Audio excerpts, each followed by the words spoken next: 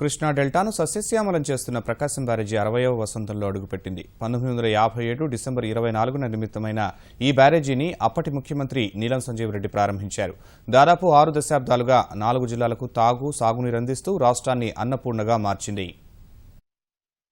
1847లో sir Arthur cotton సిఫార్సుల మేరకు British engineer or ఆధ్వర్యంలో కృష్ణానదికి ఓ ఆనకట్ట నిర్మించారు. 1952లో కృష్ణానదికి వచ్చిన భారీ వరదల వల్ల ఆనకట్టకు గండిపడి కొంత భాగం ధ్వంసమైంది. దీని స్థానంలో ఓ బ్యారేజీ నిర్మించాలని అప్పటి ప్రభుత్వం నిర్ణయించింది.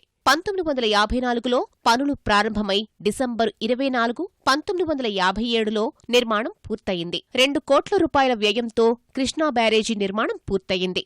కొత్త బ్యారేజీకి నాటి సీఎం నీలం సంజీవరెడ్డి ప్రకాశం బ్యారేజీగా నామకరణం చేసి జాతికి అంకితం చేశారు.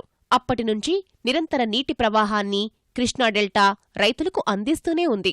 కృష్ణా, గుంటూరు, ప్రకాశం, పశ్చిమ గోదావరి జిల్లాలకు తాగు, సాగునీరందిస్తూ రాష్ట్రంలో ఓ ఆధునిక దేవాలయంగా ఖ్యాతి పొందింది. ప్రకాశం బ్యారేజీ దిగువన 13 లక్షల ఎకరాల ఆయకట్టు సాగవుతోంది.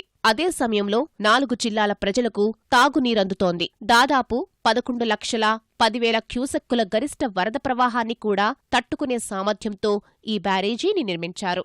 2009లో ప్రకాశం బ్యారేజీకి వరద గరిష్ట స్థాయిలో తాకింది. ప్రకాశం బ్యారేజీ నుంచి ఏలూరు కాలువ, బందరు కాలువ, రైవస్, గుంటూరు ఛానళ్ల ద్వారా 4 జిల్లాలకు తాగు, సాగునీటి సరఫరా చేస్తున్నారు. ప్రస్తుతం పోలవరం కుడి కాలువ ద్వారా పట్టిసీమ ప్రాజెక్టు నుంచి 55 టీఎంసీల నీరు ప్రకాశం బ్యారేజీ వద్దకు వచ్చి చేరుతోంది. ఫలితంగా వర్షాభావ పరిస్థితుల్లోనూ ఆయకట్టు స్థిరీకరణతో పాటు నదుల అనుసంధాన ప్రక్రియకు తొలి అడుగు పడినట్టయింది.